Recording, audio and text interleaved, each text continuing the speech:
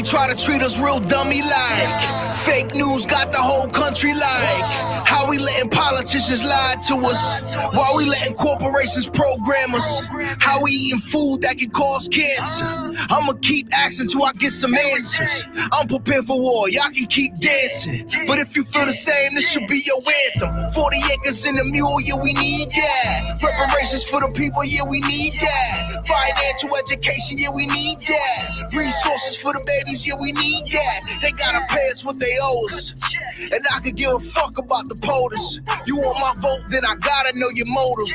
And I'll be damned if you play with my emotions.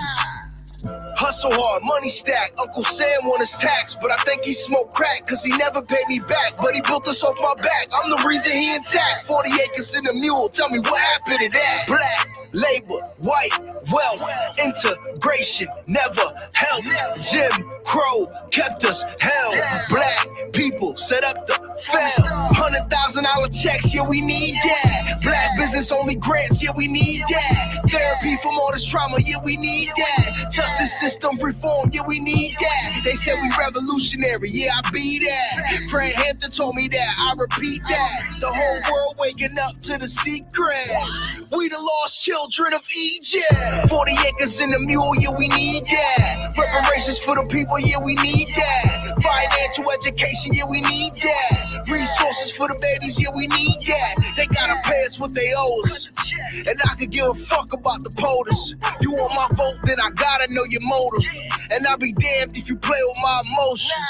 Yo, like how they gon' say it ain't racism when the actions all point towards racism. They use science to reinforce racism. Johann Blumenbach taught the world racism. The presidents believe, governors agree. For them to build wealth, we had to work for free. How you see another man as your property? A sin like that can't be easily forgotten. We tended your crops while in bondage. Our stock was the key to your wealth. Y'all gon' pay us for that. Red line on map, y'all gon' pay us for that. Burn down our cities, y'all gon' pay us for that. Medical apartheid, school to prison pipeline. Arrest our fathers and sharecrop my grandma. The list goes on, these are war crimes. So yo, cut that check, it be about time. 40 acres in the mule, yeah, we need that. Reparations for the people, yeah, we need that. Financial education, yeah, we need that. Resources for the babies, yeah, we need that. They gotta pay us what they owe us. And I could give a fuck about the POTUS. You want my vote, then I gotta know your motive. And I'll be damned if you play with my emotions. And for all the people acting like we begging or we just looking for a handout, I want y'all to remember this. 400 years of the most terroristic, horrific, sadistic treatment of a people on planet Earth. Human trafficking, rape, mutilization, hangings, whippings, maimings, and most importantly, forced labor that led to the growth and expansion of this country and corporation we call the United States of America. Never has there been justice and repair for these crimes against humanity and generational traumas. The Jewish, the Japanese, LGBTQ, Ukrainians, Afghanis, Dakas, Asians, and many other groups of people have received money and resources from the federal government for crimes against them. We need our justice too. Who else deserves it more? Who else needs it more?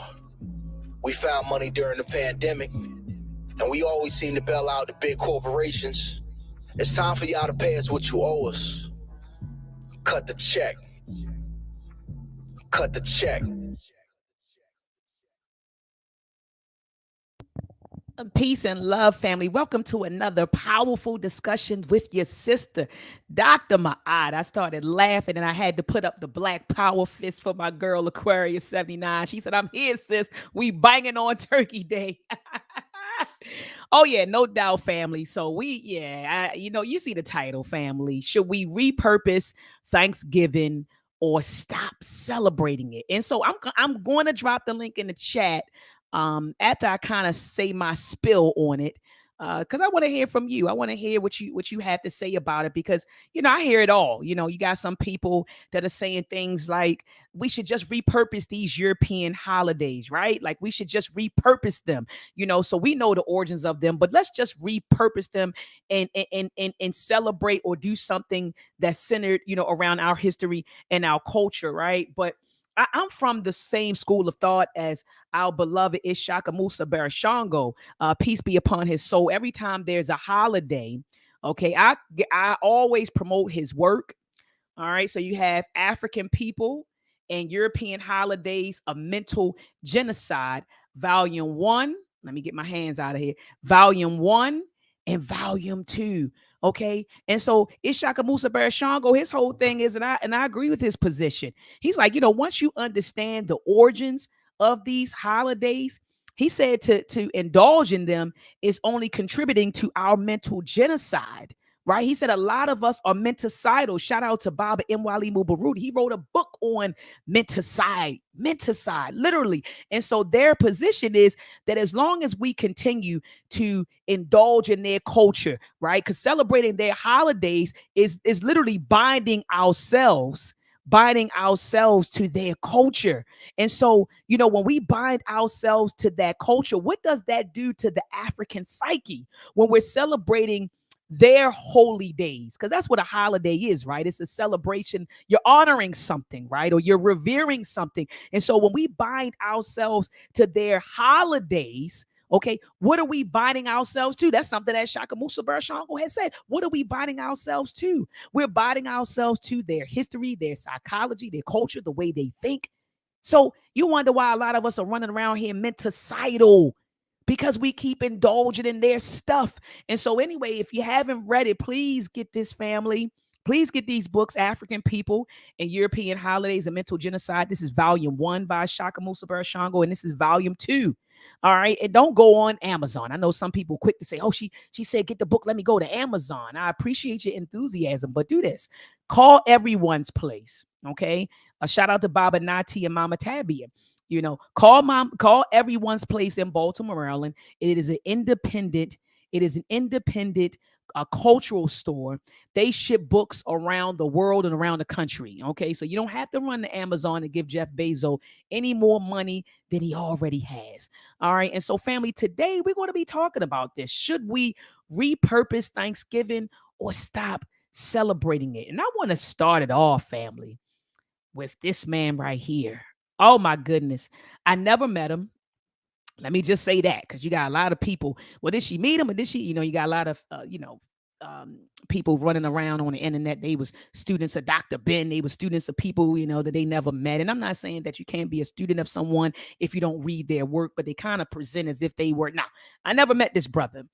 He has been in Baltimore several times. Shout out to Brother Jabari in that tour of Reality Speaks. He brought him in. And he actually worked with Dr. Ishaka Musa Barashango. And so he had the opportunity to meet with him and learn from him and study and all of that stuff. I didn't. I just read his work, and I'm a huge fan of his work. And I watch his lectures that are uploaded onto YouTube. All right. And so anyway, I want to let him speak about Thanksgiving. He calls Thanksgiving misgiving. He says it's misgiving. Ain't no Thanksgiving, it's misgiving. And so in this particular lecture, he talks about it. And it's like he talks about it for maybe like 5 minutes, 5 or 10 minutes. All right. And so I'm going to let him speak for himself. But before I do want to salute some people who are in the building. Osei Bamani is in the building. All right. I see my E5 twins are in the building. Danielle Scott is in the building. Aquarius 79 is in the building. Sister Crystal Denise is in the building. Virgo Venom, peace and love to your queen. She said peace and black power. Dr. Ma'at, she is in the building. Aquarius 79 said, I think we should. I know we had days that we celebrate back in time, but I'm not that familiar on what they were. All right, that's honest. Sister Crystal said, indeed, a lot of us was just banging on Christopher Columbus. Right. She said a lot of us were just banging on Christopher Columbus. She said, now here we go with the Thanksgiving. Right. It's like it's that contradictory or that hypocrisy, right? And so she asked the question. She said, has the Read Book Club group discussed those? Not yet, but that's in the works, Sister Crystal. That's definitely in the works. Yes, Misgiving, a massacre. Peace to Kuji Chagalia. Peace to you, brother. I see you in the building. But that's what he called it. And so I'm going to let our beloved ancestor, Ishaka Musa Barashango, speak for himself. Here we go. On the Druidic New Year, On the night of Hallows Eve, Halloween, the night of the living dead, He's going to get to it. to appease the demons that was coming up out the earth, they would have a ritual where they brought out a goat that represented Satan. And new initiates to this goat and the worship of this goat as a sacrifice. They used to have human sacrifice, but they went from that to taking an initiate, blindfolding them, leading them to the goat, and they had to kiss the goat, smack, dab with a tongue kiss, a French kiss, smack, dab, up in the anus. And that is what you are symbolizing when you have your babies walk around here pinning a tail on a damn donkey. So instead of doing that, they just modified it. Just pin the tail on the donkey. Now, if this don't make you leave Halloween alone, certainly nothing I can say here tonight can do it. I've done the best I can, Lord. It's all in you. That's right, God. Let's deal with Misgiving Day a minute. Just a couple more things and I am through. I'm going to read from the book, African People and European Holidays and Mental Genocide, page 16. Also, it's on the tape. It says here that the early American whites were cruel. Connecticut whites massacred the Pequot Indians. I'm using their term now. Infants were torn from their mother's breast and hacked to pieces. The heads of the parents were chopped off and kicked about in the streets. Governor Bradford, who was a witness, said he wrote it was a fearful sight to see them frying in the fire, and streams of blood quenching the same, and terrible was the stench and the stink thereof, but the victory seemed a sweet sacrifice, and they gave praise thereof to God. This was the celebration of the second Thanksgiving celebration to take place in 1620. The red man saw this starving, ugly, nasty, stinking preacher get off of Mayflower. Could not feed himself. He said in the first few months, only 5 or 6 sane ones was left. Everybody went crazy out that 44 men and women and children that came up off that Mayflower. They were starving to death. The red man came and brought them food, a mistake. A mistake. I don't care how mean. Oh, that's so hateful. That's a mistake. And the next year when he celebrated his Thanksgiving, he chopped off their heads, snatched the babies off the mother's breast, chopped off their heads, and kicked them about in the square. And I do believe that's where it comes from. You gouging yourself with all that food on Misgiving Day. You gotta watch the game. It's the football game.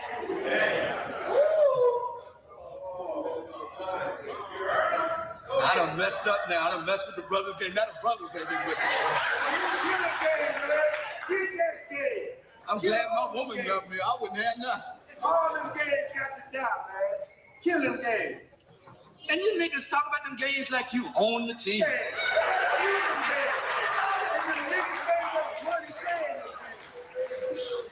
I'm gonna leave it alone. Get them games, bro. And that's your whole conversation. That's why the world thinks you're children. When these white folks and Japanese come in and call you boy, don't get mad with them because that's what you act like. You always talking about some damn game. You don't talk about nothing serious. You're not even talking about how to make some money. What about them Eagles? What about this fish? What about Dallas? What about it, nigga?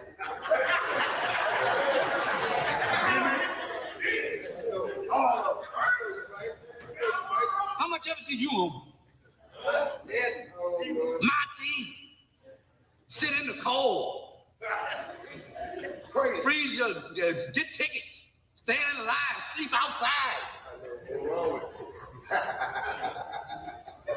Something wrong with me. Oh, you're taking the fun out of everything. If that's the way you gotta have fun, yeah, I'm gonna take it. Take it.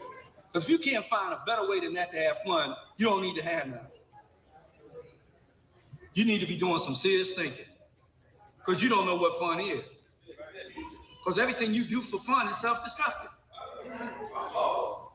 Including dope yourself up and drink yourself into a stupor. Stick your head in the toilet. I had a good time.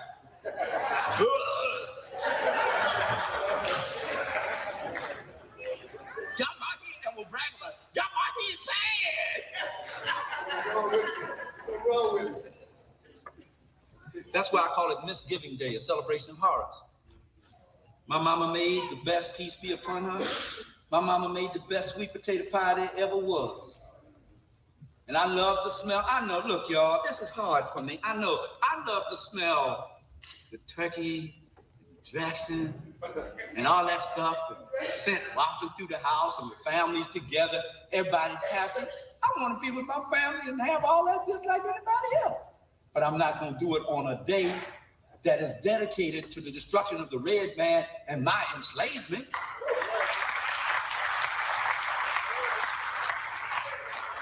Catch me Friday, because y'all ain't going home no way until Saturday or Sunday. Well, the family's here. They ain't going nowhere until for Saturday. And I'll come and I'll eat with you and sing with you and have a good time. But I will fast that day. I am not going to be eating and celebrating and getting all gorged up for something that was done to me, against me. No, I ain't doing that. Well, what do you do then? And we think if you don't celebrate white folks holiday, then what you gonna do? If we don't do what the white man told us to do, there just ain't nothing else to do. Just like when we tell you about the fantasies of Eurocentric Christianity, do what you gonna believe in. Believe in your creator. You telling me you got to believe in a lie to believe in something? I better get off of that now.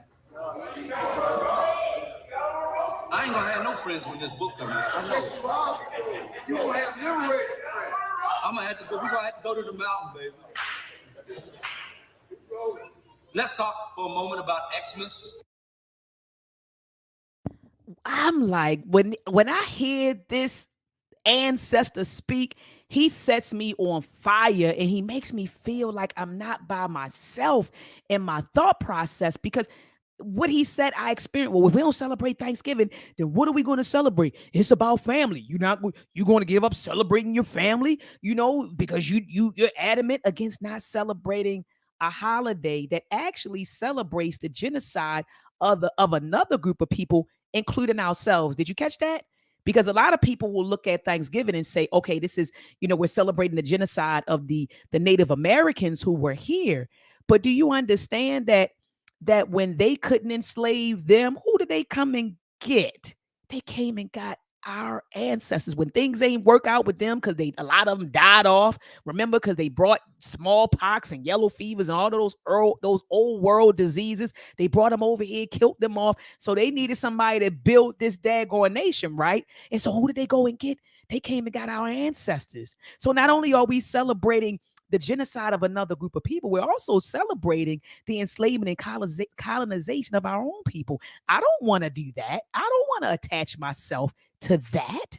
And so I agree with him. But I want to show you all this photo really quickly, because he did bring up the NFL. And I don't know if you all heard the brothers laughing. He said, y'all talk about the game like y'all own it. This photo just came out, family. Let me enlarge it. It's all over the internet right now. Hold on. Okay, hold on. Let me just accept. Oh, man. Well, let me just drag this over here. So there's a photo, a 1957 photo that just surfaced of the owner, Jerry Jones. In 1957, there were some Black children who were trying to, integrate a particular high school. And so there were some white boys who band together. You see what's going on in the photo, trying to prevent these Black boys from entering the high school. And there is Jerry Jones, the owner of the Cowboys, right there, front and center. And now he's saying that, he was just curious. He just wanted to know what was going on. No, Jerry. You were a part of the gang. You were a part of the gang that was right here. And that's, I'm going to call it a gang. When it's us, they want to call it gangs. It was a gang, a gang of them trying to prevent these brothers from entering the school. Look at the one right here in the front. And so Jerry was a part of the gang. And now he's saying, oh, I was just curious. This is all over the internet, family. Oh, I was just curious about it. And that's why I was there. So he's saying he wasn't trying to prevent the brothers from integrating the school. He wasn't trying to prevent that. He's saying he was just curious about it.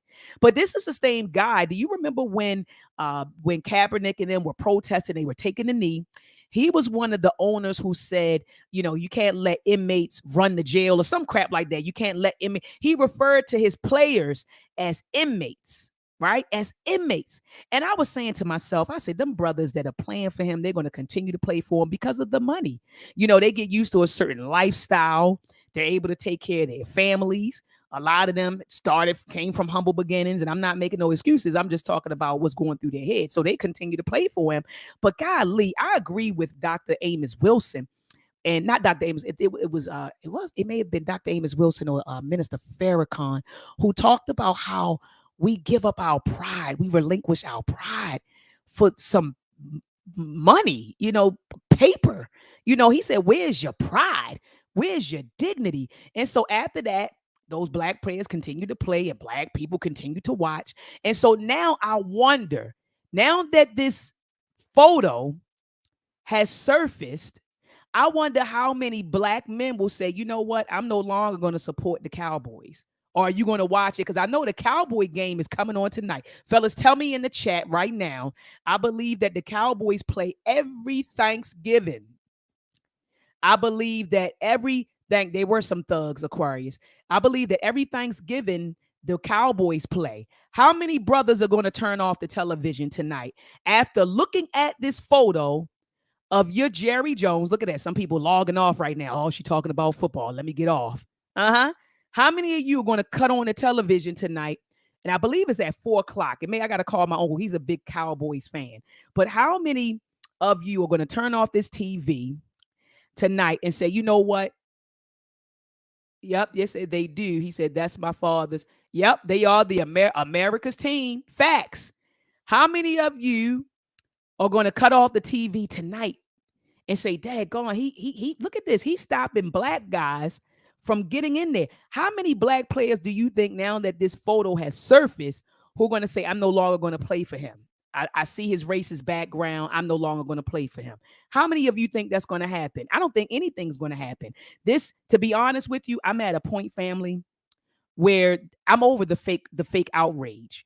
So let me tell you what's going to happen. I didn't sat and watch black folks and just sit back. Let me tell you what's going to happen, family. This photo has surfaced. Black people are now sharing it all over social media. It's on Twitter. It's on TikTok. They're talking about it. It's on IG. It's on Facebook. Let me tell you what's going to happen, family. Black people are going to continue. Black players are going to continue to play for this racist. And black men are going to continue, and black women going to continue to support the team. Anyone want to bet? I'm looking in the, yep, fake and recycled outrage. Exactly, Sister Crystal Denise. I'm tired of it. I'm like, y'all showing the photo for what? Black folks going to continue to play for him, and black people are going to continue to support him. Now what? And now what? Call me when y'all are serious. I don't watch the stuff. I don't watch the NFL, okay? I used to be a huge fan. I used to buy the tickets. I used to go down to the Ravens Stadium, and I used to spend a grip on tickets, wearing the jerseys. I was doing all of that, dancing in the middle of the street. I used to do all of that type stuff. And then when that situation happened with Kaepernick, and I started thinking about how there's no equity in football for black men, I'm talking about in terms of being owners and coaches. They just want you to be a player, a brute, a mutt, a dog. Just go out here. It reminds me of those Mandingo fights. You get what I'm saying? They just want you for that.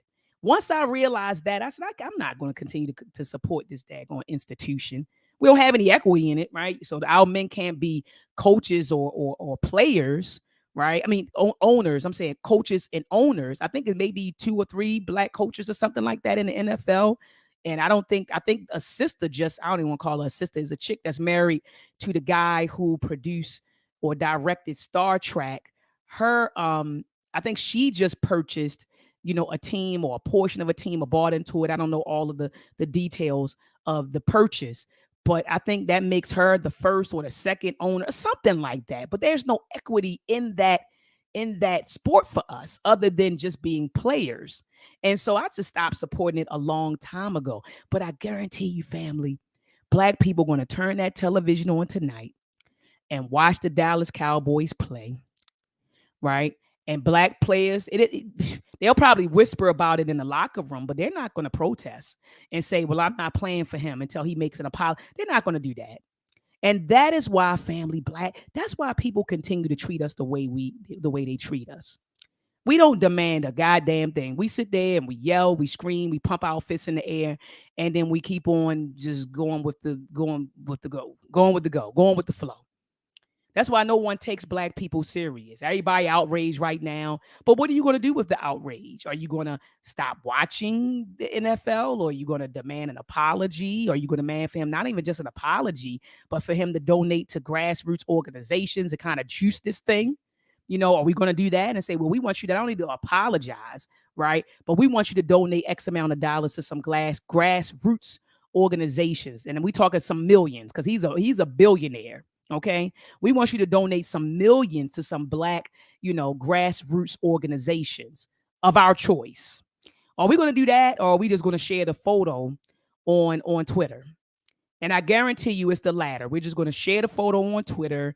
People want to make a bunch of videos about it on YouTube, but we're not going to do anything with that energy other than just complain about it, which is what I'm talking about right now.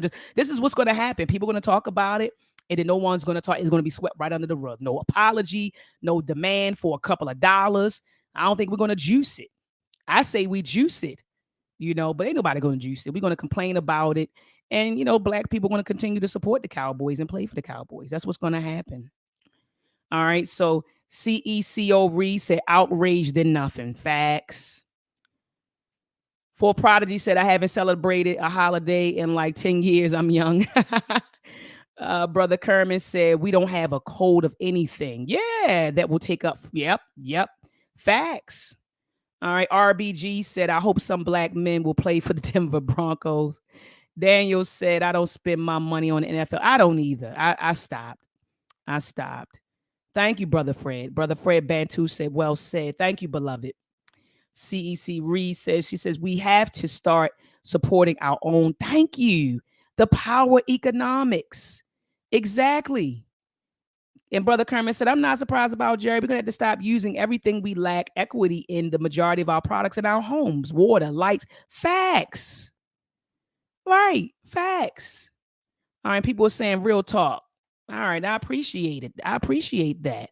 And so anyway, family, let's get into the origin of this holiday. I usually do the origin, but I found this animation, this cute little animation on YouTube.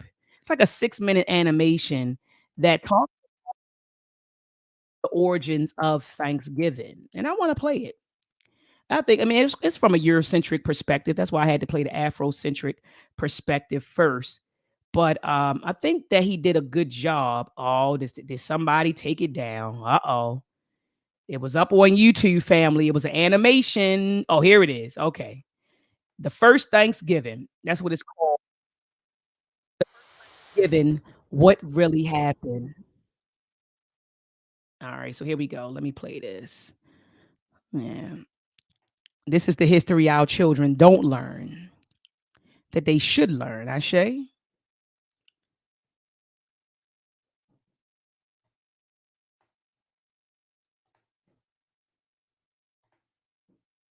The first Thanksgiving. American schools generally teach a conventional story about the meeting of Pilgrims and Indians that finished with an amazing dinner. The end. But there's more to the tale. This video will explain the events around the first Thanksgiving and how it's not the image ingrained in tradition. At the start of the 17th century, southern New England was home to a variety of busy communities within several confederations. These were the people of the first light, and they called their home the Dawnland. Political leaders were known as sachems and had been trading with Europeans for over 100 years before the Pilgrims. Relations soured only after deceitful Europeans kidnapped locals to sell as slaves. Permanent European settlement was impossible due to the already high population of native occupants. But in 1616, tradesmen introduced a disease to the Dawnland, whose inhabitants died in droves from a lack of immunity. In 3 years, up to 90% were wiped out in several confederations. Wampanoag. Their head sachem, Massasoit, was aware of how close they were to being subjugated by their unafflicted enemy, the Narangasa. He was determined to save his people from such a fate. This was the political world the Pilgrims were about to enter. The Pilgrims were not called Pilgrims by their contemporaries. They were known as Separatists, a branch of the English Puritans. King James hated Puritans and began persecuting them in 1604, so the Separatists fled to Holland, where they were free to worship. But because they feared losing their national and communal identity, the congregation wanted a new place to plant their church. They decided on America and asked King James for a patent that would grant them rights to build a colony. They planned to make a profit catching fish to pay off the debts to their investors. The Mayflower set sail on September 6th. 2 months later, Cape Cod was spotted and 16 men were sent ashore to inspect the area. Unfortunately, the settlers didn't know how to fish and food was running out. They resorted to stealing from graves, homes, and storage pits to keep everyone alive. Then came their first hostile encounter with natives, but no one was killed. On December 12th, they reached New Plymouth. They did not land on any specific rock, but folklore insists they did. Construction began in January. By winter's end, 44 settlers would be dead from bad conditions. In March, they were surprised when a man named Samoset walked into New Plymouth, greeting them in English. He told them they were building on top of a village called Patuxet, whose residents had all died from the recent epidemic. It belonged to the Wampanoag, and their chief, Massasoit, was watching them. The settlers were eager to trade, so 5 days later, Samoset returned with furs and companions, including Squanto. Known famously as Squanto, he had come to tell them in perfect English that Massasoit had arrived. After years of dealing with Englishmen, the sachem did not trust the newcomers. Edward Winslow was sent to be a hostage and declared the settlers' peaceful intentions. Satisfied, Massasoit walked into New Plymouth and was regally greeted by the governor. A peace treaty was created, ensuring mutual protection if attacked by enemies. With the help of Squanto, New Plymouth settlers began to fare better. He taught them how to grow crops and was absolutely vital as an interpreter. To the separatists, he was a gift from God. But in fact, Squanto had been kidnapped from Patuxet in 1614 and shipped to Spain to be sold into slavery. He ended up in London at the home of a merchant who taught him English and arranged for Squanto's return to the Dawnland in 1619. But Patuxet was now gone, wiped away by the epidemic. Massasoit took him in with suspicion because of his years abroad, but needed a translator to parley with the newcomers. He eventually sent his warrior Hobamok to live among the settlers and keep an eye on Squanto. By fall, the settlers had a bountiful harvest and a feast was held to celebrate. Massasoit showed up with 90 warriors and 5 deer for the meal. For 3 days, the English and Wampanoag ate and entertained one another. This was the famous first Thanksgiving children learn about in school. However, the word Thanksgiving would not have been used by these settlers to denote a harvest feast. For Puritans, a day of Thanksgiving was a day of fasting while giving thanks to God in prayer. But the story of Pilgrims and Indians does not end here. During New Plymouth's first year, Squanto had been up to something. Realizing his substantial power as the only English speaker of his people, he conceived a plan to overthrow Massasoit. He persuaded locals he could command the English to make war or peace at his will. Hobamok was suspicious of Squanto and warned Governor Bradford. Soon enough, they discovered Squanto's plot and informed Massasoit, who was furious. He demanded Squanto be handed over for a swift execution. Bradford refused. The interpreter was too valuable to give up. But according to the treaty, Squanto's life belonged in the hands of his sachem. Bradford finally conceded. He was about to hand over Squanto when an unidentified ship appeared. The alarm it caused delayed Bradford and worried Massasoit's envoys. Angered and impatient, they left. The ship carried 60 Englishmen planning to build a colony near Boston. They abused the Massachusetts locals, initiating a conspiracy to kill the colonists. Warned about the plot, New Plymouth's leaders launched a preemptive strike to save their impudent countrymen. It brought peace for a time. In that time, more Puritan settlers arrived, soon outnumbering the natives. And while the Pilgrims' treaty with Massasoit lasted until the sachem's death, other Puritans were not concerned with such alliances. Their fanatic religious principles ensured no peace between the two cultures could last. To Puritans, Native Americans were the other, wild, savage, godless. With such an ideology, the outcome was inevitable. If they did not convert to Christianity and surrender their cultural identity, they had to be eliminated. The first Thanksgiving was a brief moment of harmony between two worlds, but sadly it was short-lived. The capitalist opportunities the Dawnland presented, combined with zealous puritanical beliefs, were incentive enough to wipe away the native inhabitants.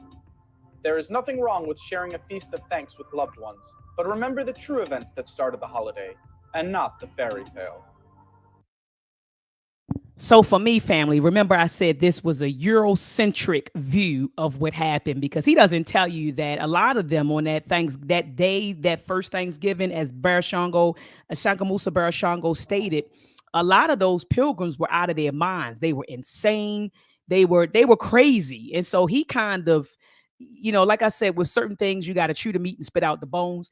There were some things in here that were factual, and there were some things I feel like, of course, comes from the Eurocentric perspective, but a lot of them, they were crazy.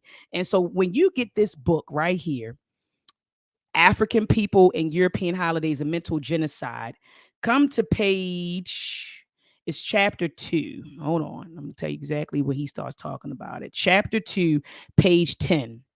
That's where he begins to talk about the origin of the Thanksgiving holiday. And he tells us on page 11, he says the mental state of the pilgrims. It says 44 of the pilgrim fathers died in their first winter in the America. And Governor Bradford said of the survivors, scarce 50 remained. And of these were only 6 or 7 sound persons. Now, this came directly from the governor. It says George Thrope, a highly educated colonist, thought, however, the despondency was the real cause. He said in 1621, more do die here of the disease of the mind than of the body. At their first Thanksgiving celebration in 1621, there were only 6 or 7 sane people left in the whole pilgrim colony. The rest were mentally deranged. In other words, putting it into modern everyday language, the bulk of them were just plain crazy. He goes into a discussion on pilgrim cannibalism. See, this video doesn't talk about that. He talks about the pilgrims being cannibalists. He also talks about the pilgrims being drunks and sodomites. He talked about them being lazy and stealing from the Indians. He talked about how it says lazy pilgrims resort to Indian slave labor. He gets into the cruel and mistreatment and massacre of the red man. Okay. And then he talks about how Europe actually emptied its jails into the New World. So all of the people that they didn't want, the thieves and the killers and all of that, they emptied, so the colonies were like jails. So he talks about that. And then he gets into, he has a section called Whores and Harlots, Mother of the American Revolution, the Americans, a nationality of, he goes in. This ancestor went in. But check this out. Check out chapter 2. It's not even that many pages. It's page 10 to page 23. And so this one, he gives you he paints a beautiful picture of the pilgrims and who they are. So that animation that we watch, family, that animation was just a, like I said, a Eurocentric version of it, but he did spit a little bit of facts. And so anyway, family, hold on. I got some more stuff for you. Hold on. So some people are saying, well, Dr. Ma'at, what should we celebrate? Here we go, family. What should we celebrate? And someone said it in the chat. Umoja Karamu, family. That is a Swahili phrase for unity feast. And so we celebrate that. This was a holiday that was established by an African-American man. Okay. And he said to celebrate this the Sunday after Thanksgiving, right? That is when Umoja Karamu is to be celebrated. Shout out to Baba Imhotep Fadiu and his organization.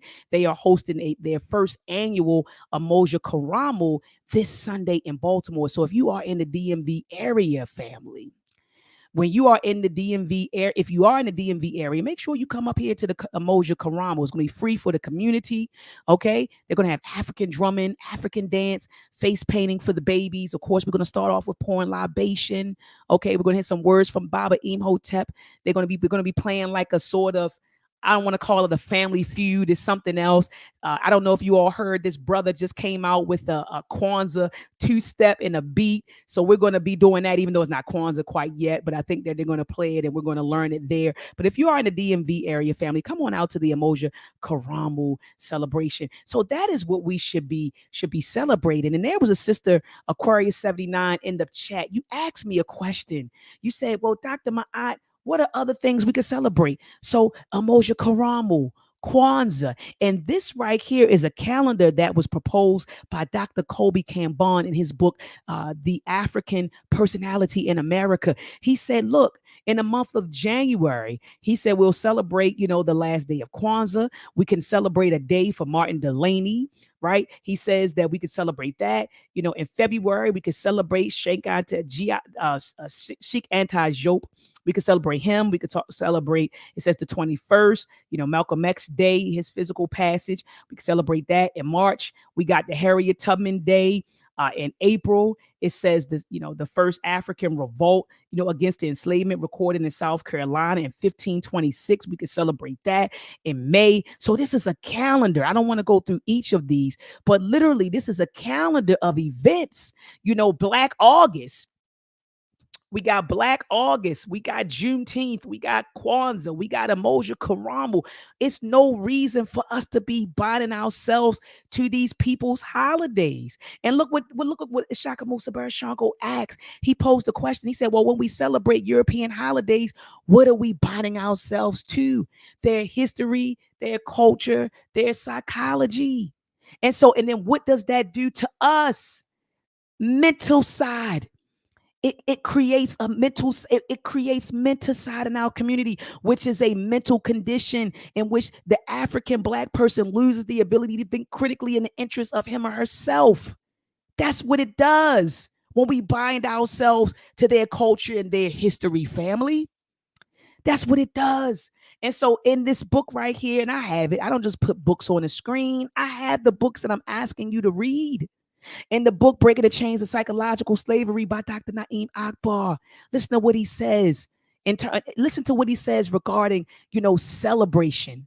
He says we must learn to comfortably celebrate ourselves. He says self-celebration does not necessitate the degradation of others. It does unapologetically sing the greatness of our accomplishments and blessings to the world. It tells each generation something about the value of the fabric from which they are made. Cultures and institutions put considerable resources into creating images and opportunities to sing the praises of their accomplishments. This process is an essential part of maintaining a free mind, but it becomes even more fundamental in freeing a captive mind. He says, certainly one of the major strategies for enslaving the mind was the degradation of the Black and African self. Okay, so he says self. I just want to read that line one more time. Celebrating ourselves, he said, this process is essential part of maintaining a free mind, but it becomes even more fundamental in freeing a captive mind. We got to get into the habit of celebrating ourselves. Celebrating ourselves is healing, family. Celebrating ourselves is healing. But going back to what I said earlier about mental side, and like I said, shout out to Baba Nwalimu Barudi for his book, Menticide. He has a whole book on menticide. Just type in menticide, Baba Nwalimu Barudi, or better yet, go on over to akabinhouse.com and grab the book. It's a red book. Grab the book. And he talks about what that is. And so when we continue to indulge in there, the deeper we go into, look, do y'all realize we dealing with a crazy people? Do y'all realize? You wonder why you see a lot of Black folks out here who are batshit crazy? Because we are under the domination of a group of people who are batshit crazy. And excuse my language, I'm just being forward with you, family. We are literally under the domination of another group of people who are batshit crazy. And you wonder why Black people are batshit crazy.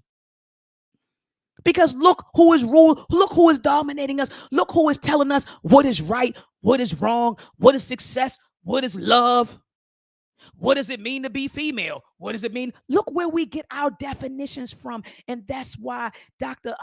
Maulana Karanga promoted Kuji Chagalia, self-determination. for us to define for ourselves, create for ourselves. That's why. All right, I know.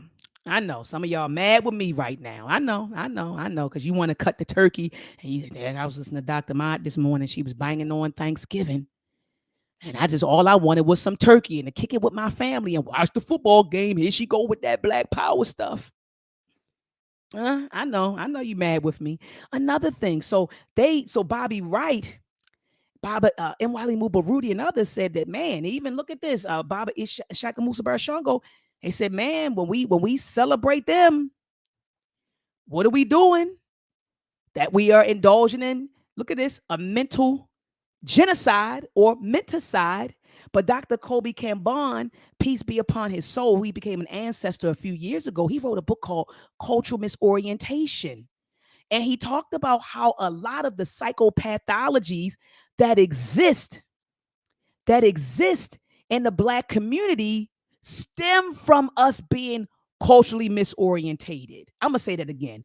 A lot of the psychopathologies, Dr. Ba'at, what are the psychopathologies you're talking about? Overindulging in materialism, worshiping white Jesus, being sexually confused, all of this stuff, all of these psychopathologies, he's saying the root of it is cultural misorientation. And he defines cultural misorientation as a culturally based psychological order prevalent in continental and diasporic Africans. He said acquired through the internalization of the European worldview. So he said once you internalize the European worldview, you become a culturally misorientated African. I said it. I know some of y'all mad with me when I say we Africans. That's what you become, culturally misorientated, because you have now accumulated European content over and over again. When you're in school, the education that you receive, Eurocentric education. When you go to church, Eurocentric spirituality. When you watch TV, Eurocentric imagery. And so you acquire a cultural-based psychological disorder called cultural misorientation because of the accumulation of European cognitive content, which he says weakens the African self-consciousness. Look at this, family. So in his book, Cultural Misorientation, he gives us this diagram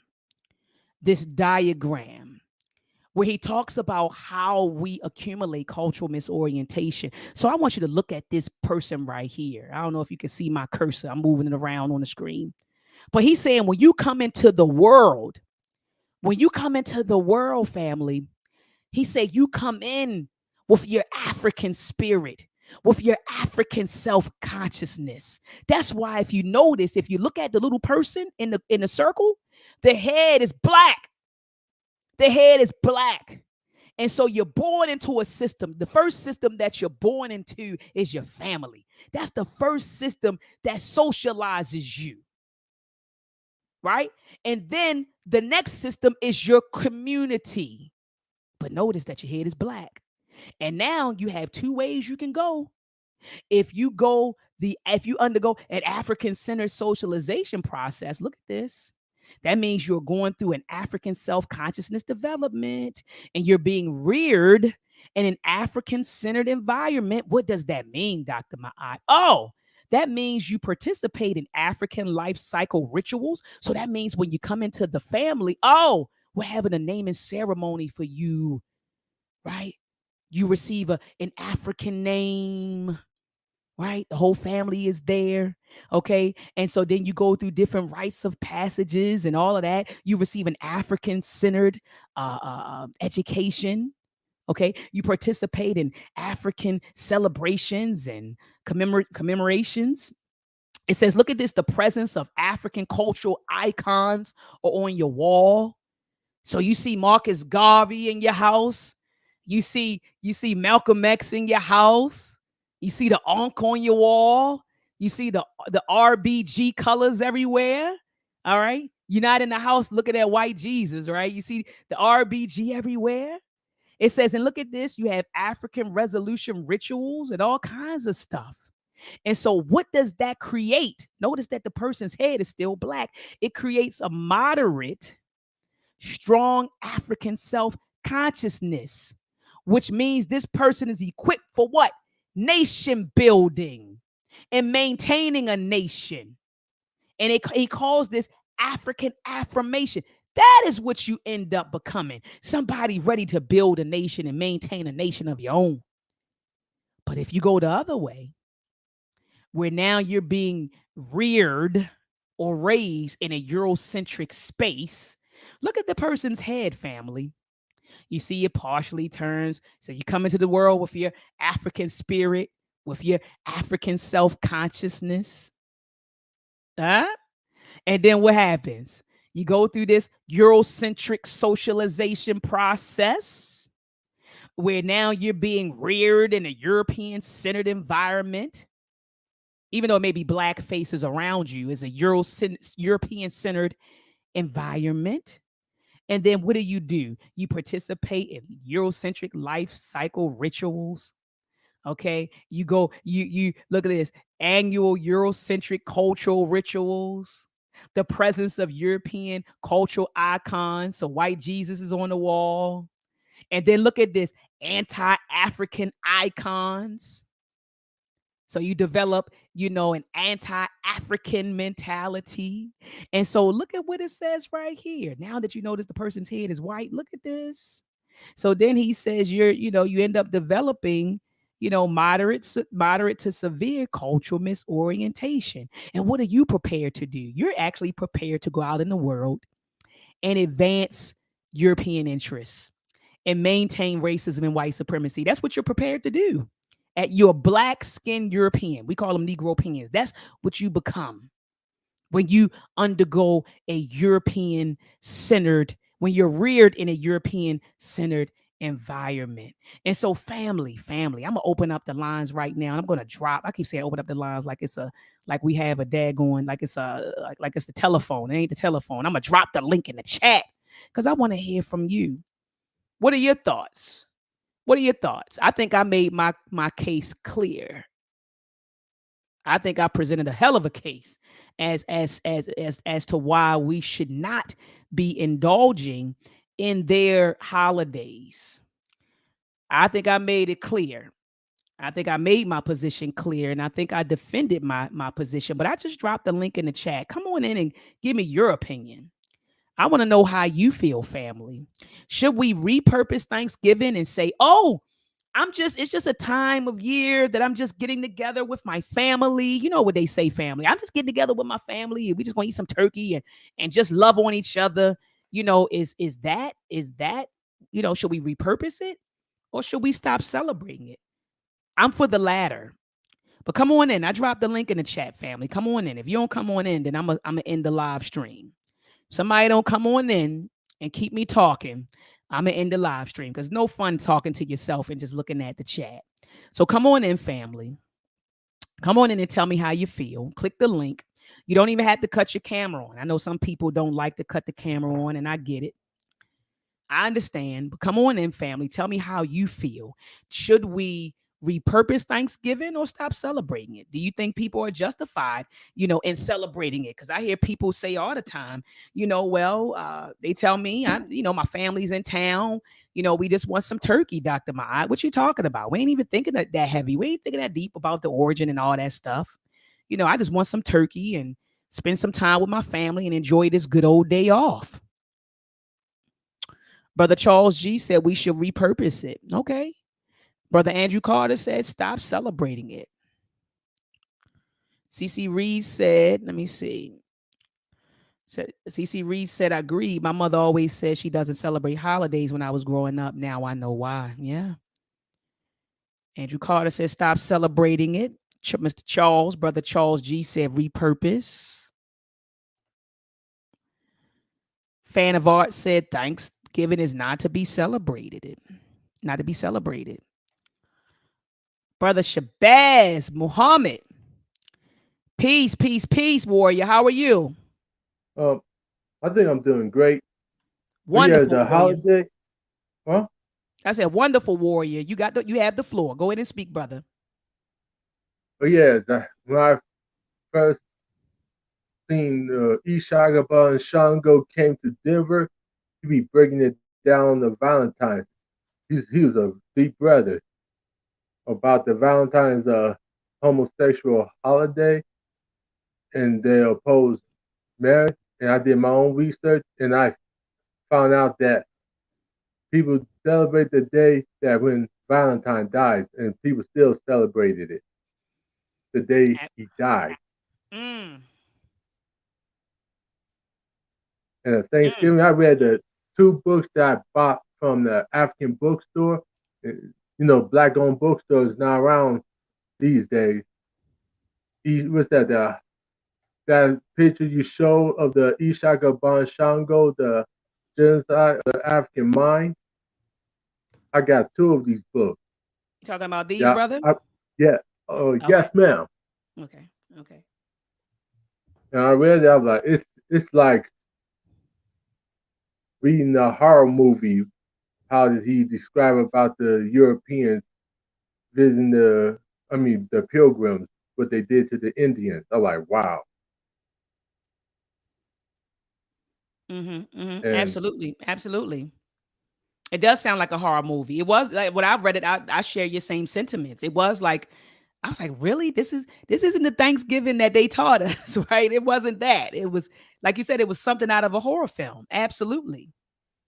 I don't know if you heard it before, back in when we coming up, or people saying it today, black people, they brag about they mix with Indians, but they celebrate Thanksgiving.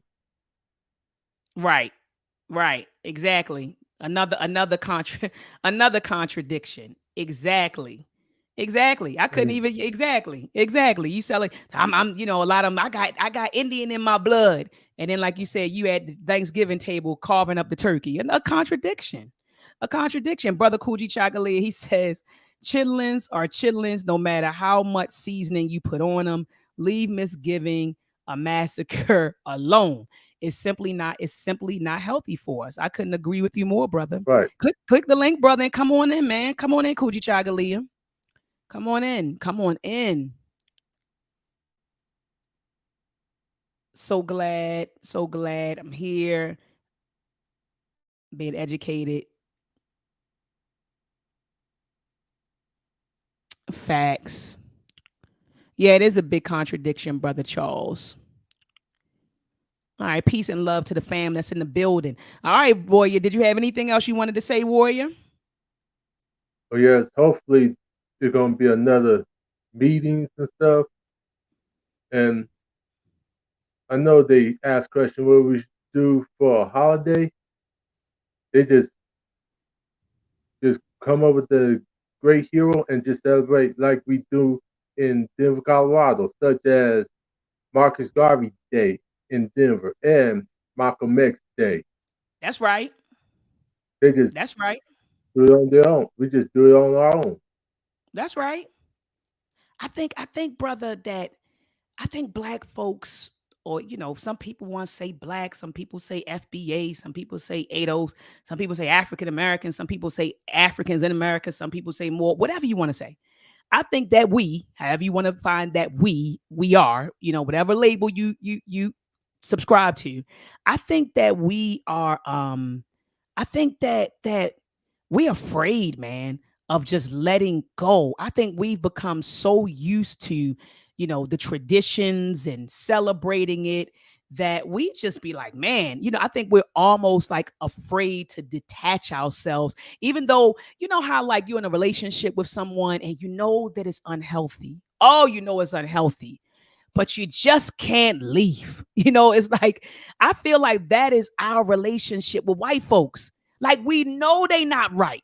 Like, we know black folks know, we know what they have done to us and what they're doing to us, but we just can't leave them alone. That's what Oh I yes. feel like the relationship is Oh, I'm between, sorry. black folks and white folks. Go ahead, brother. Oh yeah, it's like that. When I was in the Nation of Islam back then, like Brother Minister Gerald says, when you have a squirrel, if you feed a squirrel, You know what's gonna happen if you feed a squirrel.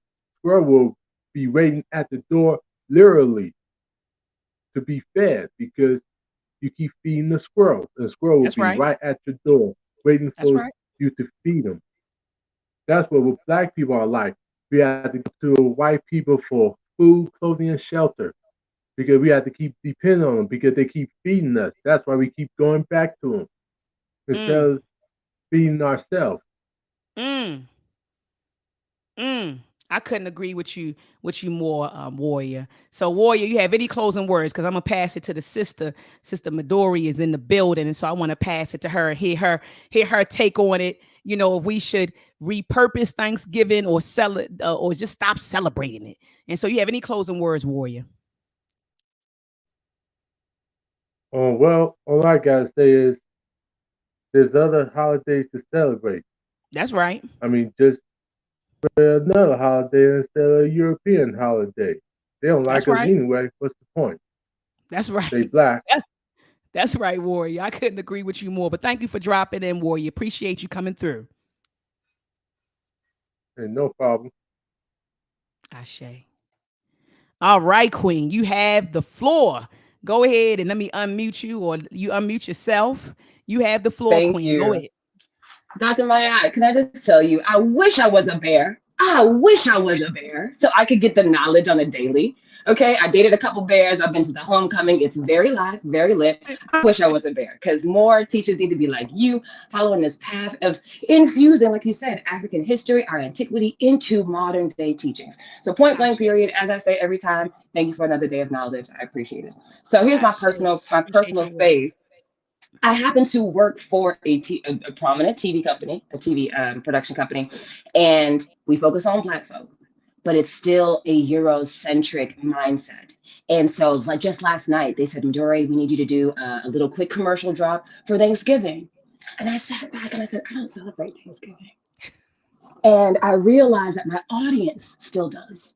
So I Mm, decided to switch up the messaging. And this, I'm so thankful that you said repurpose or let go of, because I would like to repurpose it for those who don't know yet. I had to take a step back and say, not everyone knows what I know. Not everyone has the privilege to be here with us every week, 3 times a week, getting knowledge from this place and that place, and then in the better Black media outlets, right? The more, I'll say, more truthfully aligned. So I ended up shaping that message, and I wanted people to take away that if you are going to celebrate and give thanks for the people that you're in community with, give thanks for the people that help to create the beautiful culture and spirit that lives within all of us across the diaspora. I completely flipped it around.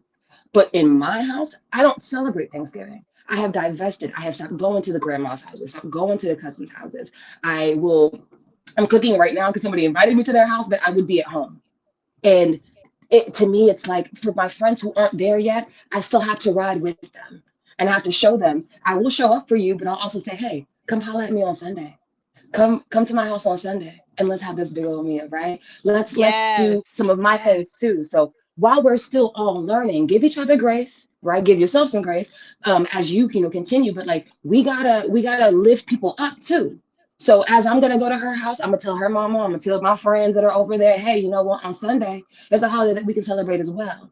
And if you feel so inclined to celebrate this holiday, maybe you might want to put a couple of sweet potatoes aside for Sunday too, right? So that's where I am. I feel like it's easy to judge somebody else when you feel like, oh, everyone should have the knowledge. Everyone doesn't have it.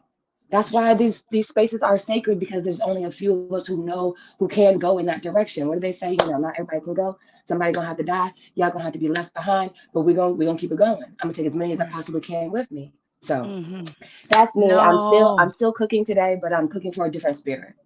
Midori, I love what you just said, sister. So you said repurpose it. That was powerful. You said repurpose it for the people who aren't there yet. Because B, I'm Aren't going there hard. yet. Look, I'm rolling with them like, we stop, In the get books. rid of it. Get rid of it. We don't need it. But then you're like, everybody's just not there yet. And so what do you do? So like you said, repurpose it. Mhm, And mhm, so what my cousin and I used to do, and I was actually on telephone with her earlier, for the family when we did gather for Thanksgiving, and everybody would stand around in a circle and talk about like what they would be thankful for. And so when it came to me, I would just say, well, I just want to, say a moment of silence. Can we do a moment of silence? I said, for, the indigenous people who were slaughtered by. So I would start injecting history, use that moment to teach. So while everybody was talking about being thankful, I would start being, I started using it as an opportunity exactly to teach. So now I'm talking about, you get what I'm saying? And so that's what we used to do. So that was our way of kind of injecting knowledge into the celebration, of it. And then we just made a decision as a family to not gather. That was like maybe like 3 years ago. We were like, we're going all in on Umoja Karamu. We just going to go all in on that. And so, but like you said, there are people who aren't there yet. So what do you do? And so you're saying repurpose it for them until they get there. And you're saying they may not ever get there, and that's fine. But while we're trying to repurpose it for you, just understand that, look, if I come over here and support you, you better get your tail over here on Sunday to support the Umoja Karamu that we have going on. And so I love that, Sister Midori. Thank you so much for that. That was powerful, because I have that go hard. They always say you got that warrior spirit, so I'll be going hard with them brothers. Like, we don't need. I'm right there with them men. You don't need to, But like you said, everybody isn't like that. Some people just they're not there yet. But go ahead, Queen. You want to say something else? And thank you so much. And if I can add, I walk in my spirit every day. So you're going to get this African lesson, whether it's this holiday or not, right? Like I said, I showed my chain. This is every day for me. I love it. I don't fall out of this. So as you experience me, you're also going to wonder, well, what else is going on with you? And I'll tell you more and I'll share more with you. But it's that moment when I at least present myself and I'll walk in a light where if you want to ask, I am welcoming of those questions. And I will welcome you into a new learning. I'll welcome you into some Babas who can take you somewhere, some Nanas who can take you somewhere and enlighten you. It's different. It's different. So thank you again. And I can tell. Look, and I can tell, Sister Midori, I can feel the authenticity. You know what I mean? Like you said, that this ain't just nothing. This is what you live. This is your way of life. You know what I mean? This ain't no internet, or this is how you live your life. And so, Ashe, thank you so much, Queen, for coming through and dropping your thoughts. Appreciate you, Queen. Thank you. And look at happy Umoja Karamu to you. The Umoja Karamu. Ashe. Brother Lewis. Let me see. It says Lewis, my life, hold on. I got to see the whole thing. My life, my money, media. All right. My life, my money. Lydia, warrior. How are you doing? I am doing great. It's an honor to be on your show. It's an honor to talk to you. I enjoy your programming, at least for an hour or two every week. I catch it when I catch it, but when I catch it, I put the like on there and I watch a long time. I appreciate your words and support, brother. Let's see. You said the repurpose or stop celebrating. Yes. I believe we should repurpose it. Okay. The first thing, a lot of Black people need some time off, and it's a federal holiday. So some of us get the time off, not all of us, but some of us get the time off the rest from this busy system. And also, everybody, at least on your channel, knows that this country was built by barbarians. So any holiday that comes around, it may be a barbarian holiday. It may not be quite right. So I think we need to repurpose it and make it a day to celebrate family. Be thankful for your family. Be thankful for the people around you. Be thankful for your health. And some people may have bad health, but I say if you still living, you still breathing. If you woke up, you could brush your teeth. You're doing good. So I think we just need to repurpose it. And I wouldn't stop celebrating because it's history. It's a history of a massacre. So it's history. We can't run from history. We don't need to stop history. The majority want to rewrite history to make it more whitewashed, more user-friendly. But the truth always comes to the light.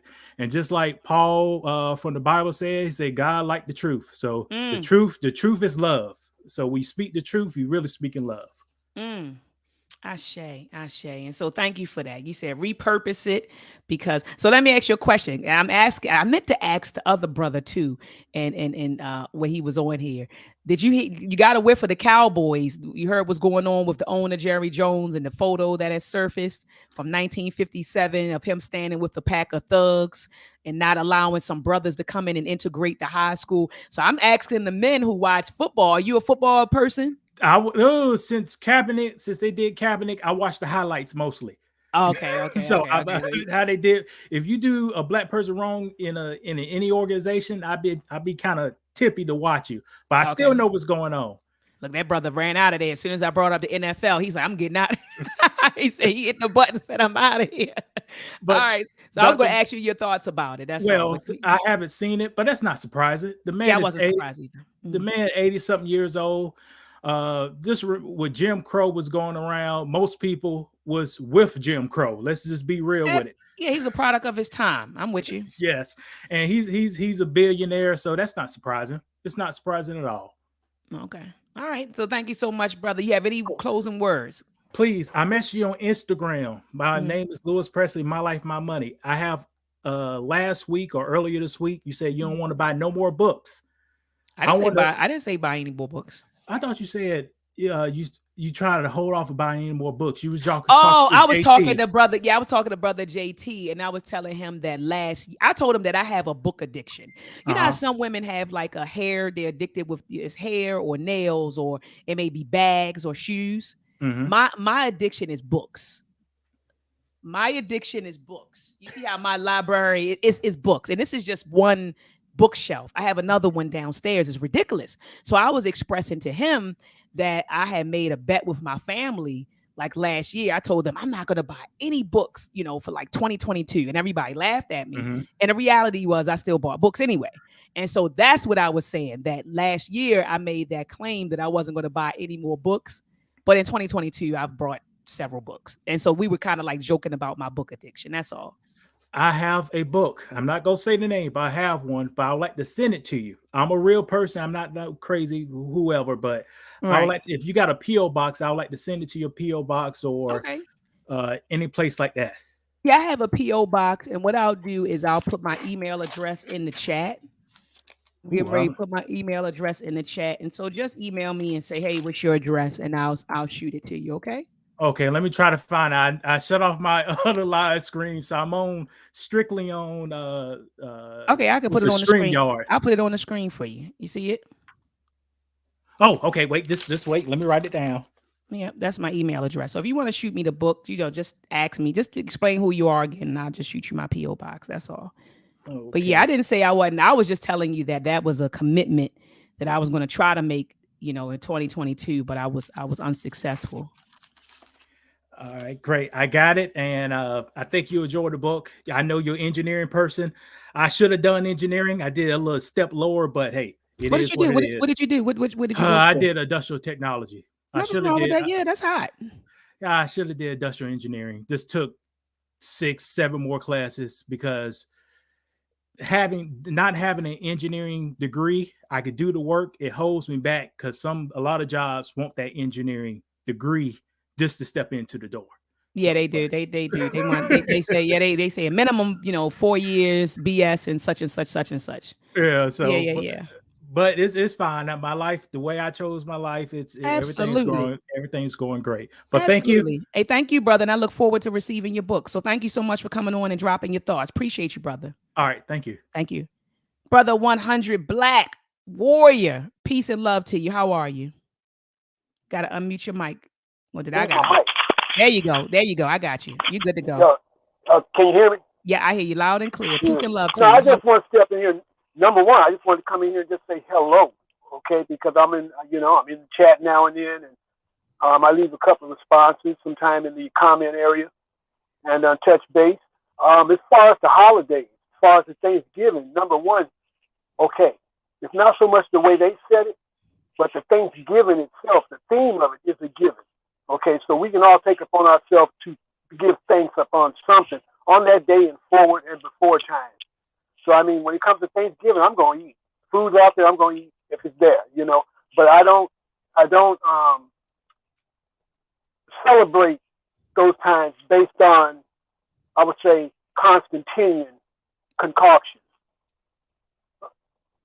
If you can hear me, can you still hear me? Yeah, I hear you. I'm listening to you. Yeah, but I really do not follow a lot of holidays.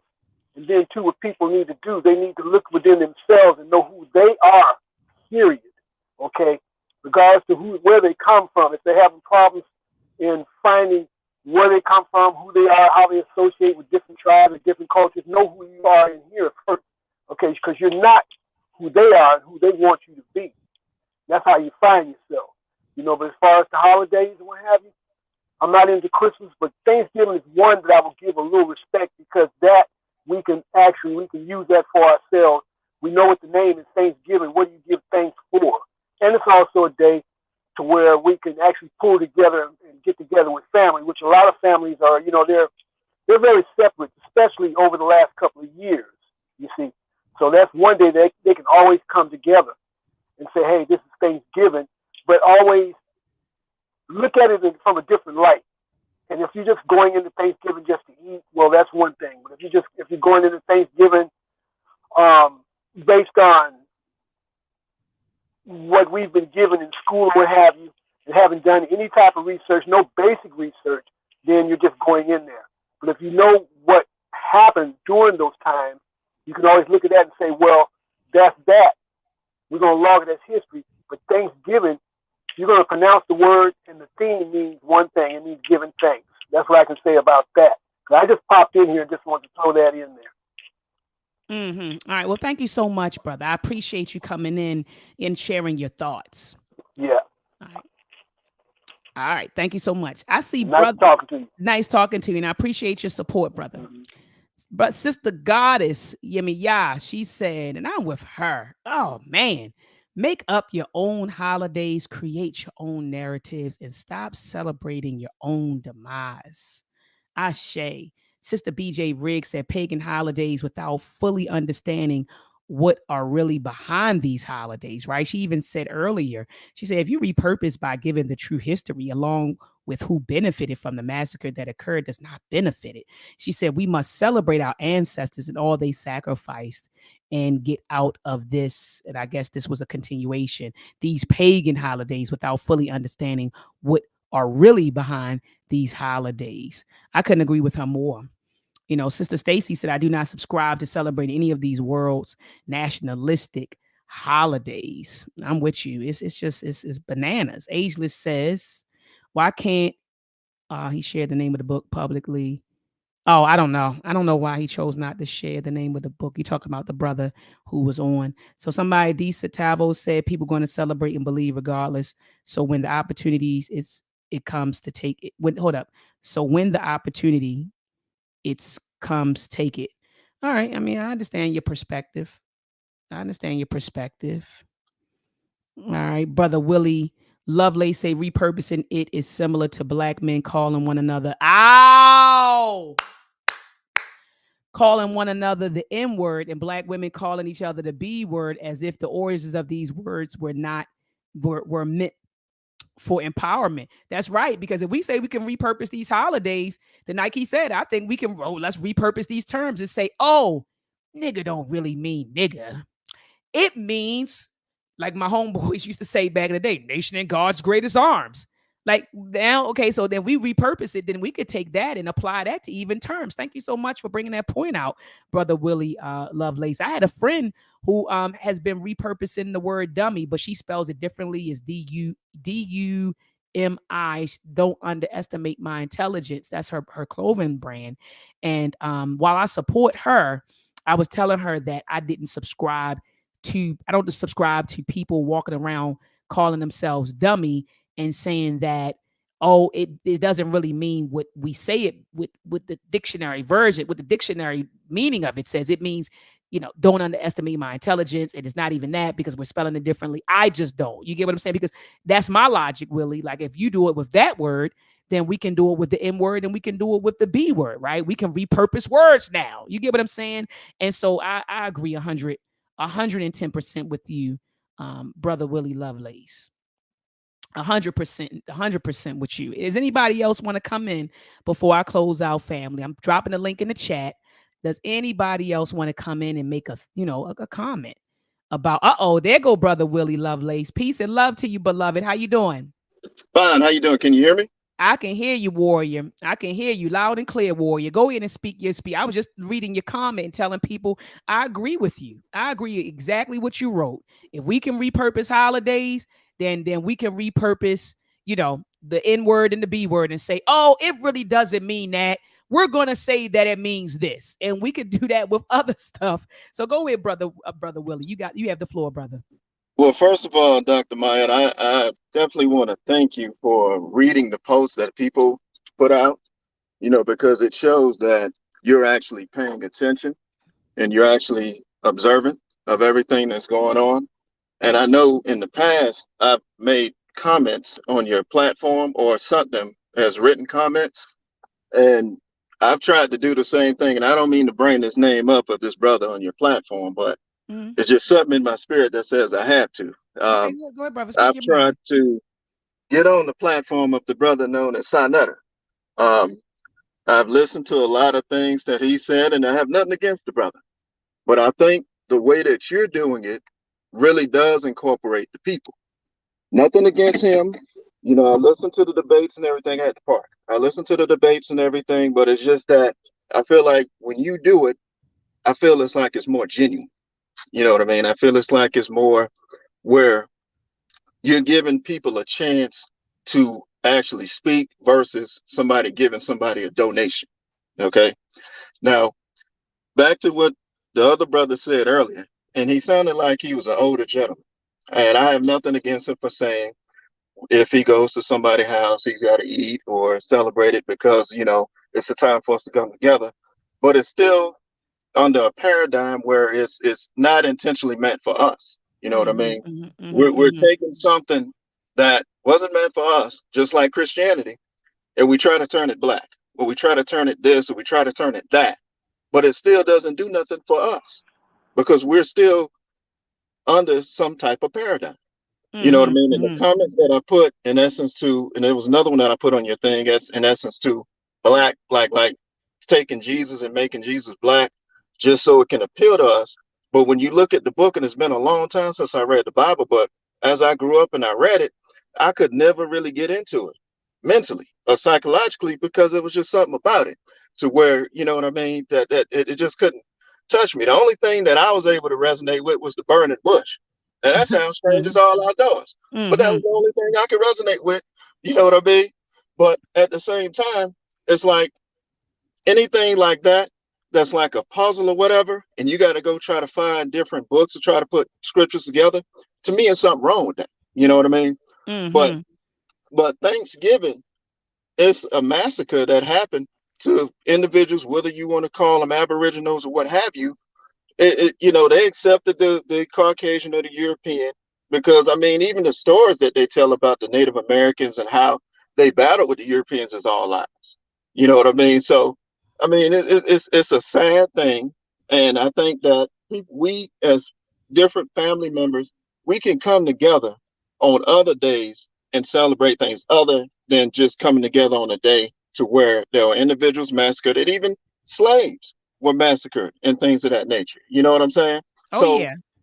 I just don't, to me, though I go to different people's houses, it's like I'm sitting there and I'm like the lone wolf, just looking at everybody, they up there smiling and saying, hey, I love you, I'm happy to be here, this, that, and the third. And I'm thinking about, what about tomorrow? What about the next day if tomorrow comes and all that, So again, I just want to thank you for just basically allowing people to come onto your platform to speak, you know what I mean? And whether or not if they want to be seen in that, So thank you again. Absolutely. And Brother Willie, I thank you for your words and just your support and then also you coming on and share your thoughts about today's topic. But I don't believe in, I don't want people, and there's some people who do say, well, Doc, what's your Cash App? But I don't believe in being, put some money on my super chat and put some money in my because it comes off pastorish, if you understand what I mean. And it, you know, and so for me, what I ask people to do is just support the work. You know, if I put some work out there, just support the work.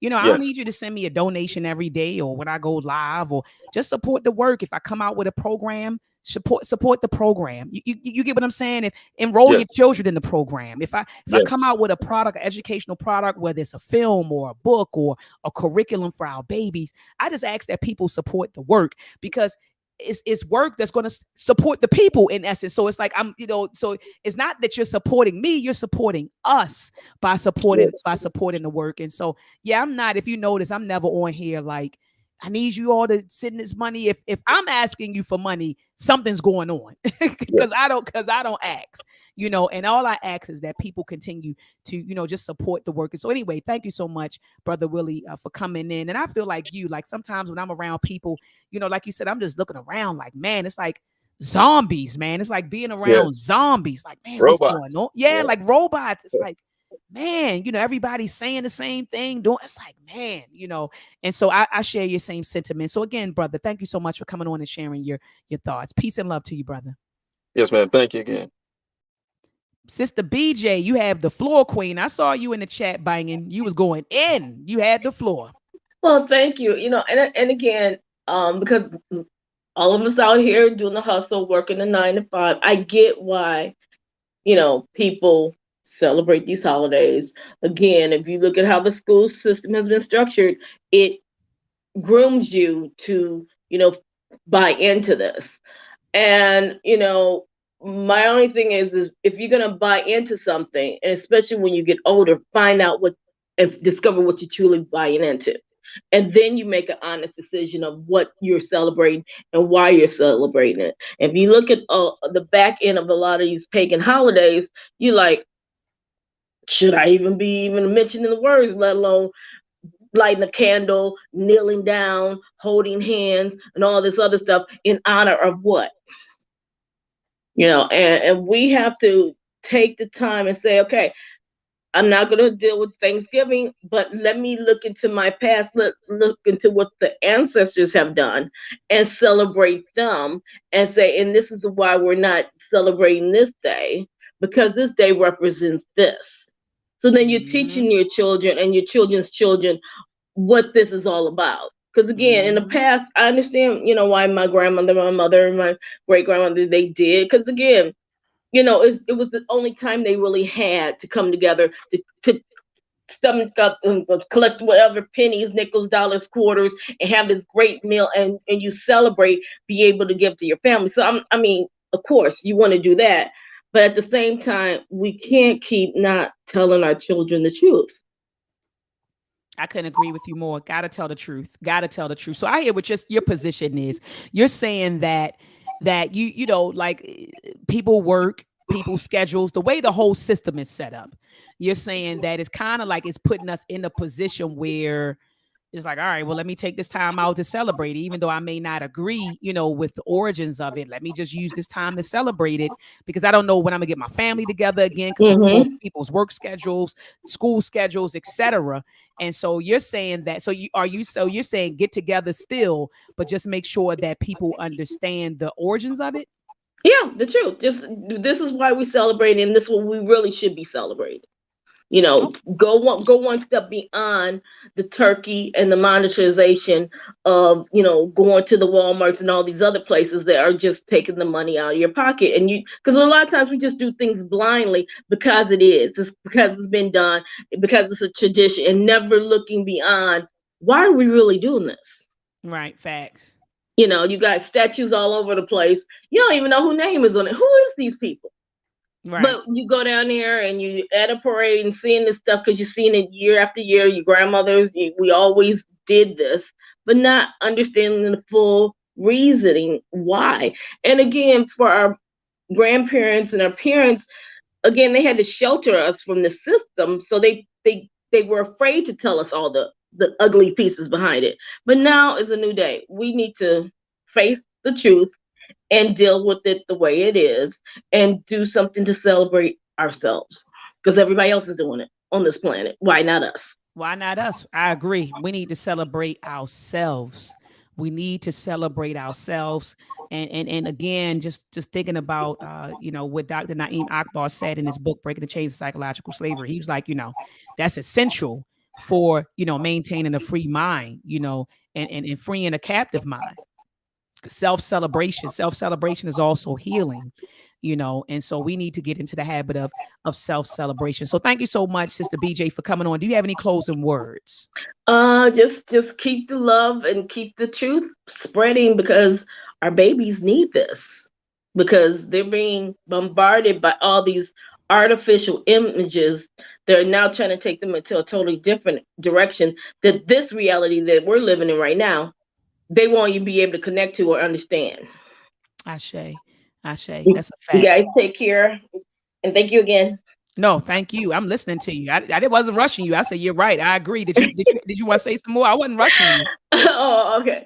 Well, again, like, people have to just the truth is out there. It's not hard to find. Sometimes it's hidden, but it's out there. Mm-hmm. And sometimes it's ugly, and we have to face it and accept it, because if you keep living in a lie, you're never going to get anywhere, because the lies will keep changing on you. Absolutely. And if we want to come out of this bondage, we have to say, wait, is enough, no more. Mm-hmm. We have to stop doing the same old day in and day out, and say, there's got to be another way. Because if we don't, then we have to be honest with ourselves and accept, I'm exactly where I want to be, and I'm happy being oppressed, and happy with the way my life is, and happy being at the bottom. Because if we're not going, because no one else is going to fight this battle for us but us. That's a fact. So thank you so much, Sister BJ. I'm gonna go ahead and pass the mic to this warrior right here. Take care. Thank you. Take care, Queen. Brother, am I pronouncing your name right? Is Brother Qual. That's why I want to pronounce it. But you go ahead, brother, and you pronounce it for me. Yes. Can you hear me, sister? I hear you loud and clear, warrior. How are you? Yes. We are exceptionally blessed in this day, sister. Kwa Okunyan is my name. Love it. And I would say to you that your analysis early on really hit a point with me that I think was profound. And I think the central issue is we're just absolutely scared to let European culture go, to let those people go, leave them alone, and leave their culture. And I'm also convinced. I recently celebrated my 70th birthday, and birthdays are always a time to reflect. To me, at least this passage, every birthday is a passage, and we look back at what we've done and what we've seen. And I mention that only to say that, to see the budding of where we are now happen as strongly as it did in the late 60s and the early 70s. I was 14, 15, 16, 17 years old during those days. And I know that was a profound time for us as we were gathering and learning and becoming culturally aware of who we were, and the Nile Valley research was being revealed to us, and we were able to center ourselves now in a way that's much more akin to who we are as melanated people. And when I look at where we are today, I'm convinced it's a protracted struggle that we're dealing with here. And to see every single year more and more people embrace the need to, while they may gather on this day, they're going to be talking about, someone there is going to be talking about, what's relevant to who we are. It's never going to be a time, I don't think, where we'll wake up one morning and everything is different. Everything in nature is incremental and moves, at a pace, season by season and little by little. So this work is protracted. Every year our people move closer and closer to consciousness, even when it doesn't seem so. Would you agree with that? I agree 200% with you. And I think that for me, And I had, sometimes I call my elders and I get frustrated with our people and I call the elders, hey, they not listening. And I remember one elder, and I'm speaking specifically about Bob and Wally Mubaruti. He told me, he said, Dr. Ma'at, you got to understand when you're doing this work, you're doing it for 6 or 7 generations. So you may not see what you want to see right now, but don't think that you're not being impactful. You may not see what you want to see right now, and things aren't changing as rapidly as you want them to, but they are changing, he said.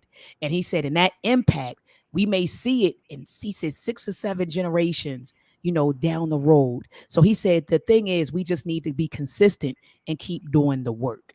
And that's what I had to learn, that people may not just move the way, I want people to, it doesn't work like that. And it doesn't work on my time. So like you said, incrementally, we're moving more and more, towards, African consciousness. Are we there yet? No. Do we have a ways to go? Absolutely. But we're moving in that direction, and that's what's important. And so I couldn't agree with you more. Absolutely. Yes, it's absolutely forward ever. It will never be backward. It may appear to be retarded, it may appear to be slow, but nothing in creation is stagnant. You're either moving forward or backward. And in the case of, for us and our liberation and our awareness and our healing, there's only one direction for us, and that's forward. We will continue to plant seeds. We will continue to fertilize our people and heal each other. We all are in need of healing in this place where we're being programmed as we are. You being a technological person, you can appreciate the moment that we're in from a technological standpoint. Oh, I've been absolutely. I've been a programmer for a long time. I was at IBM when the personal computer was invented. I became a certified programmer in '76, and I've kept my eye closely on technology, particularly. And just the fact that they're African origins, we need to be aware of relative to that. We attribute so much to these people, and we fail to look within simply because it's not been made comfortable for us to get the information that we need. So every single day we're moving forward closer to a time when we're going to get more and more information to the masses of our people so that our people can continue to flourish and heal and grow. So every year is going to be better. It is better, even though we don't see it. We don't see it. And we shouldn't see it because the change that needs to happen now is within. And it will take deep awareness to be aware of the changes that are happening to people within. But we're all in need of healing and growth and development. We all learn and we all teach. Absolutely. We all learn and we all teach. Ashe. I say, Ashe. sister, Ashe. So be thank you for blessed, be that. blessed. Look, and happy belated birthday. So we were born in I say, 52 like my mommy, because yes, yes. she celebrated her 70th this August. And so you just celebrated your 70th. So y'all were born Well, same time period. to be relevant, it's a Scorpio situation here, and Uh-oh. it is what it is, That's right. That's right. and we're gonna do what we do. That's right. All That's right. right. Well, thank you so much for Yes, yes. dropping in, and I appreciate you coming through and supporting the platform and sharing your thoughts. Please make sure you come back. Please I make will sure you be come back. back, because you dropped some Continue. jewels. Continue, sister. You are so vitally. I don't mean this in any complimentary way. I'm talking the truth. I'm talking to the things that you're teaching and giving our children. It's vital right now, and I praise you, and we respect your work highly, sister. Thank you so much. I appreciate you, Baba. You take care. Peace. Peace. Peace.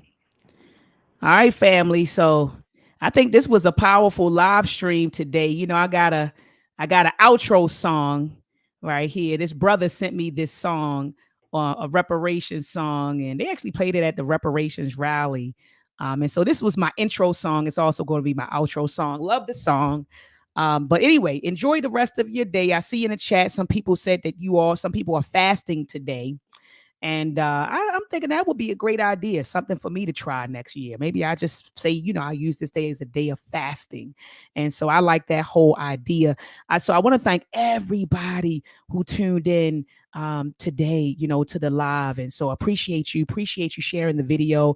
I appreciate you thumbing up the video. I appreciate you commenting in the video. I appreciate dropping the link in the chat and you all clicking in and coming in and talking with me. I don't think you all understand. I mean, you all give me my flowers, but I give you your flowers. I appreciate you. I believe in Ubuntu. I am because we are. I am. So you all think I'm a blessing. I think you are a blessing because I understand that I would not be who I am without you. So I appreciate you all, sharing the discussions, thumbing up the videos, sharing the videos, commenting. I appreciate you. So Ubuntu. I am because we are. And so family, I will be live again this Sunday at 7 p.m. Eastern Standard Time with Brother T. We'll be talking about discussing chapter 10 of The Color of Law by Richard Rothstein. And in this particular chapter, we're going to be talking about how the government purposely suppressed the incomes of Black Americans to keep us stagnated. And so even if you don't have the book, never read the chapter, hasn't read the chapter, come and learn, because we're going to break that down, how they purposely suppressed our incomes, family, so that we couldn't move into certain neighborhoods, couldn't afford certain neighborhoods to keep us stagnated. And we'll get into all of those different techniques. All right. And so look, enjoy your day, whatever you're going to do. If you're going to get with your family, enjoy that. If you're going to use it as a day of relaxation, enjoy that. Okay. But I know, oh man, so I'm going to have a heavy day. I'm talking about I'll be live on Sunday because I'm doing Umoja Karamu. So that's what I'm doing, the Unity Feast on Sunday. So I don't know. I'll try to be live at 7, but it depends on how it goes down at the feast. Okay. Because we, how Africans are, when we get together and have a good time, we dancing and, and just loving on each other and doing drumming and dancing. So I don't know, you might be seeing a cancellation for Sunday or something. I don't know, rescheduling or something. I don't know. But anyway, family, just, hit the notification bell so that when I do go live, that you are notified. All right, family, this is my outro. Hopefully I click the audio button so that you can hear it, because sometimes I'll play a video and then you all will tell me in the chat that you can't hear it because you can't hear the sound because I didn't click the button. So hopefully I clicked it. If I didn't, let me know. All right. And if I don't see you this weekend or whatever, have a Blacktastic weekend and a Blacktastic week. Peace and Black power, family.